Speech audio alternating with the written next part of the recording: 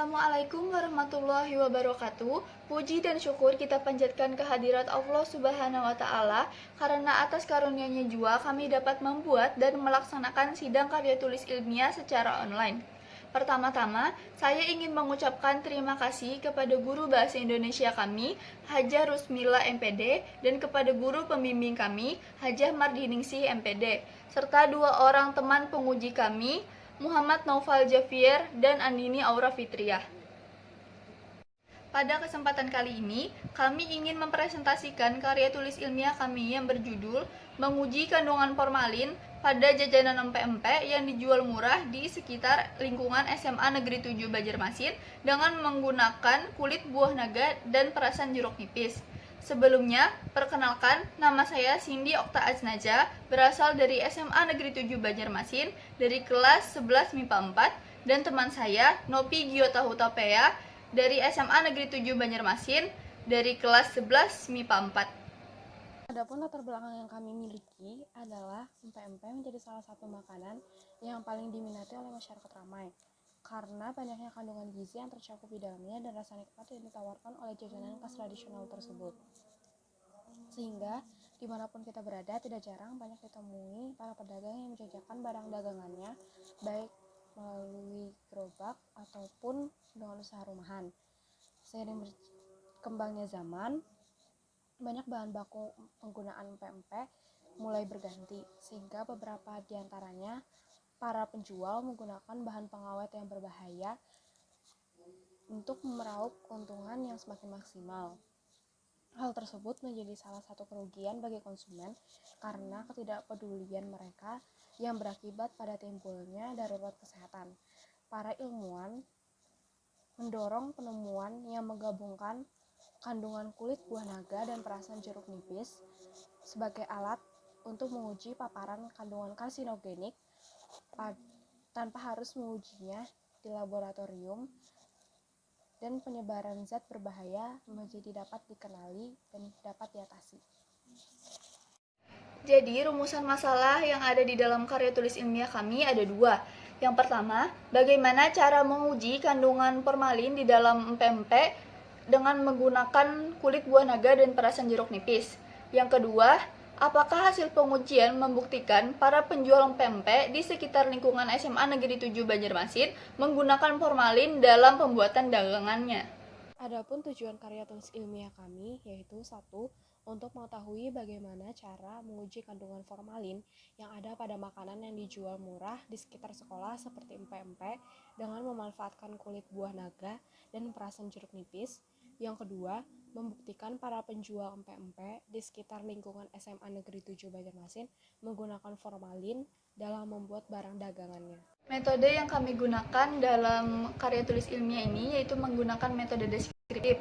Metode deskriptif adalah metode penelitian yang bersifat menggambarkan suatu objek penelitian secara lengkap berdasarkan hasil olahan penelitian. Teknik penelitian yang kami gunakan dalam karya tulis ilmiah ini menggunakan dua buah teknik penelitian, yaitu pengumpulan data dan teknik pengolahan data. Pengumpulan data tersebut berupa observasi yang tidak lain adalah melakukan pengamatan secara langsung di lapangan berupa perubahan tisu yang terdapat pada bahan sampel.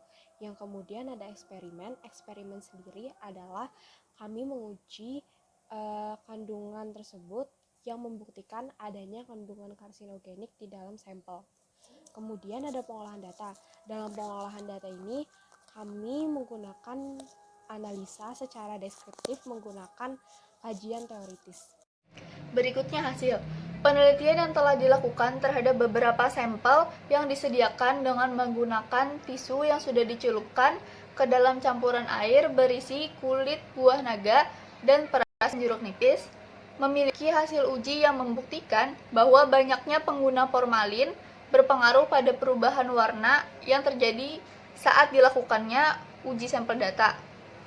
Digunakan 8 sampel data dengan durasi waktu 50 menit pada setiap objek yang diuraikan dalam per 10 menit dalam pengamatan perubahan warnanya. Hal tersebut dimaksudkan agar proses pengamatan dapat lebih terlihat perubahan warna yang terjadi pada masing-masing sampelnya. Untuk lebih jelasnya, kami menyertakan tabel berisi gambar perubahan warna yang diambil ketika sampel tersebut diuji. Pada 10 menit pertama di penjual A, warna pempek berwarna pink. Di 10 menit kedua pada penjual A, warna pempek tetap seperti semula. 10 menit ketiga, warna pempek tetap seperti sebelumnya. 10 menit keempat, warna pempek bertambah pink, yang diikuti oleh 10 menit kelima berikutnya. Kemudian pada penjual B, 10 menit pertama pempek tetap berwarna pink. 10 menit kedua, warna pempek tetap seperti sebelumnya. 10 menit ketiga, warna pink pada pempek mulai berkurang. 10 menit keempat, warna pink semakin memudar, yang berakhir pada 10 menit kelima, warna pink pada pempek juga tetap berkurang. Kemudian pada penjual C, sama seperti sebelumnya. Di 10 menit pertama, warna pempek berwarna pink. Pada pempek di 10 menit kedua akan tetap seperti sebelumnya. 10 menit ketiga pada penjual C, warna pink pada pempek mulai berkurang. 10 menit keempat, warna pink pada pempek berkurang sampai 10 menit kelima. Pada penjual D, di 10 menit pertama, warna pempek berwarna pink.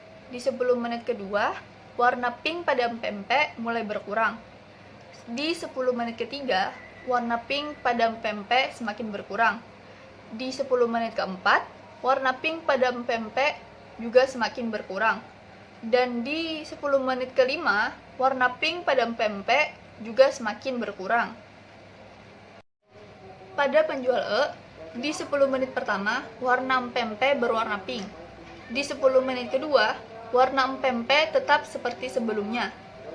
Di 10 menit ketiga, warna pink pada pempek mulai berkurang. Di 10 menit keempat, warna pink pada pempek semakin berkurang. Di 10 menit kelima, warna pink pada pempek juga semakin berkurang. Pada penjual F, di 10 menit pertama, warna pada pempek berwarna pink.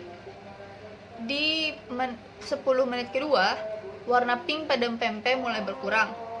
Di 10 menit ketiga, warna pink pada pempek semakin berkurang. Di 10 menit keempat, warna pink pada pempek juga semakin berkurang. Dan pada 10 menit kelima, warna pempek berubah menjadi warna putih pudar. Hal tersebut tetap diikuti pada sampel ketujuh di penjual G, yaitu warna pempek tetap pink di 10 menit pertama, 10 menit kedua pempek tetap seperti sebelumnya, 10 menit ketiga warna pempek semakin bertambah, 10 menit keempat pempek juga semakin bertambah, dan berakhir pada 10 menit kelima, warna pada pempek tidak sama sekali berkurang, melainkan semakin bertambah pink. Kemudian pada penjual K di sampel 8, warna pempek di 10 menit pertama tetap berwarna pink, 10 menit kedua sama seperti sebelumnya, 10 menit ketiga pempek tetap seperti sebelumnya juga, 10 menit keempat dan 10 menit kelima juga berakhir tepat pada seperti percobaan awal. Pada tabel tersebut membuktikan bahwa adanya perubahan warna. Pada warna pink atau merah muda, di 10 menit awal merupakan dampak dari hasil awal tercampurnya kedua bahan utama, yaitu kulit buah naga dan perasan jeruk nipis. Pada sampel yang terjadi pada 10 menit kedua, umumnya berada pada warna tetap yang tidak terlalu jauh perbedaannya dengan warna sebelumnya. Berlangsungnya perubahan warna yang mulai terjadi pada 10 menit ketiga memberikan perbandingan untuk tahap warna selanjutnya. Warna pink atau warna merah muda yang semakin bertambah pada sampel menunjukkan adanya kemungkinan bahwa formalin yang terkandung di dalam sampel tersebut mulai bereaksi dengan objek penelitian. Hal tersebut ditunjukkan pada hasil tabel yang dapat dinyatakan penjual A dan G menunjukkan perubahan warna yang mencolok, sedangkan para penjual B, C, D, dan F memiliki warna yang berbanding terbalik pada awal ketika diselimuti tisu pada objek pengamatan. Pada penjual H, objek tidak mengalami perubahan warna sama sekali, atau hasil awal dan hasil akhirnya itu sama. Hal tersebutlah yang menjadi kesimpulan bahwa formalin dengan berbagai kapasitas penggunaan yang berbeda berpengaruh pada warna yang ditimbulkan ketika uji sampel dilakukan. Dalam hal ini, pedagang yang menggunakan formalin menunjukkan angka 37,5% produsen yang berformalin dan 62,5% lainnya dinyatakan bebas dari formalin, atau masih banyak produsen yang masih mengutamakan keselamatan kerja. Terima kasih atas perhatiannya. Apabila ada salah kata, saya mohon maaf. Wassalamualaikum warahmatullahi wabarakatuh.